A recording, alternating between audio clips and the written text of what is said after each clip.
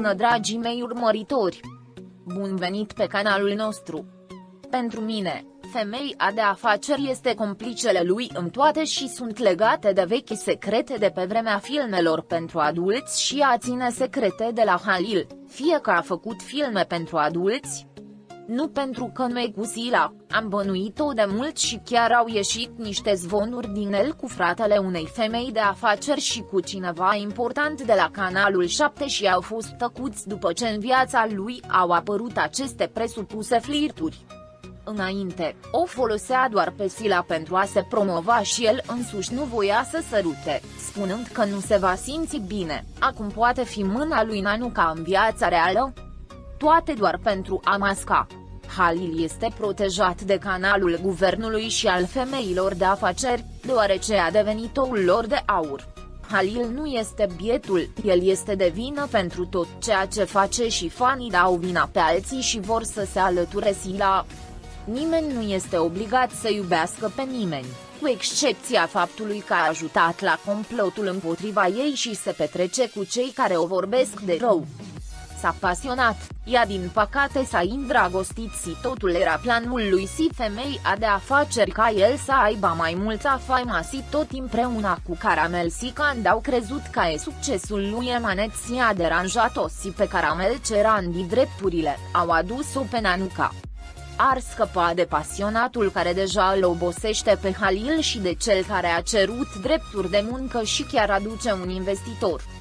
Cel mai rău dintre trădători a fost Halil și dacă după atâția ani s-a apropiat de Sila din punctul meu de vedere este pentru mai multă media și faimă.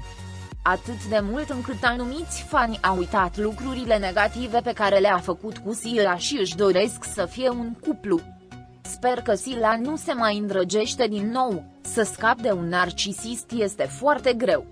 Ai observat că după ce Sila a plecat de la Emanet Halil se vorbește despre el doar pentru că este asociat cu cineva sau ceva negativ? Scandalurile, presupusele romantice vor fi chemate de Emanet și aproape nu mai mult pentru interpretarea lui. Sila dimpotriva, au încercat să facă o mișcare să se conecteze subliniere acolo cu noul actor și nu a mers și totul s-a și pierdă fani. Ei continuă să se joace murdar cu Sila, o lasă în pace și fără narcisiști care au deschis Canalul 7 și etc. De ce sunteți atât de integratori, oameni buni? Cine sunteți voi care luați viața altuia, care vă permiteți să încălcați intimitatea vieții? Este nobil și plin de valori umane de punct faimează mult din furie sau din motive personale.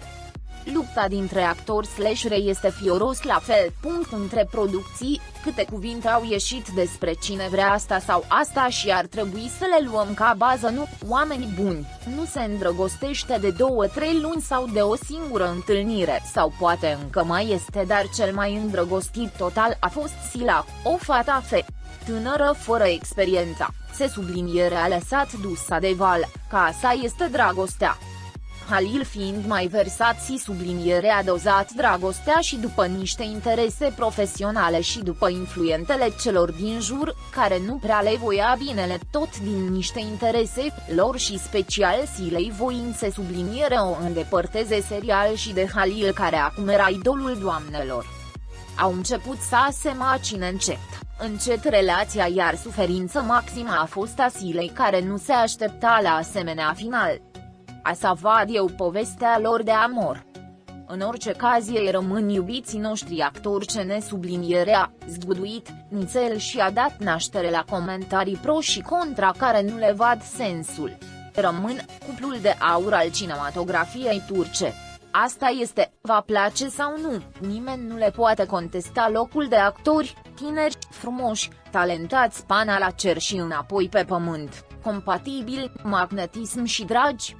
Pai scuza-mă, de ce crede cineva că Sila era îndrăgostită de Halil? Cum poți spune asta fără să știi nimic? Amândoi și-au jucat superb rolurile în primele 2 sezoane și atât. Îmi amintesc de acele 2 sezoane ca pe un coșmar.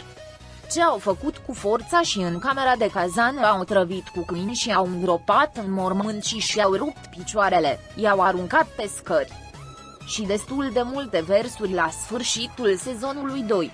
Nu a fost un serial, a fost un film de groază. Și exact când totul a început să meargă în bine, a apărut Anaconda și asta-i tot. Filmul de groază cu Nanuca a început.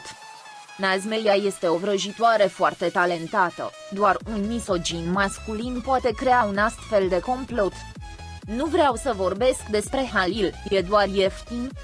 Părerea mea este că dragostea n-a fost decat din partea Silei, altfel n-ar recunoaște că inima ei este inconvalescentă, încă trebuie să se vindece.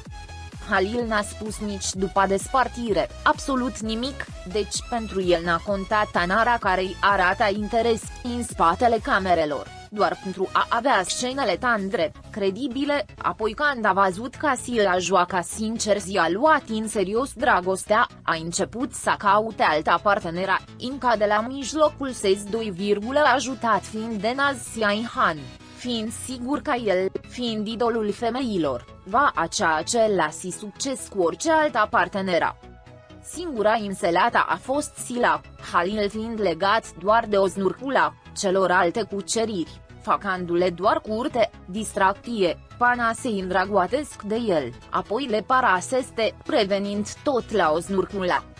Dragii prieteni care arată dragoste față de Halil Ibrahim și Sila, vă vom transmite asta vouă, dragii noștri fani, pe măsură ce primim vești despre jucătorii noștri. Rămâneți pe fază pentru acces instantaneu la cele mai recente știri. Abonați-vă la canalul nostru și distribuiți videoclipul. Pentru a fi primul care vizionează, fi la curent cu noile videoclipuri activând notificările. Fi sănătos! Pascali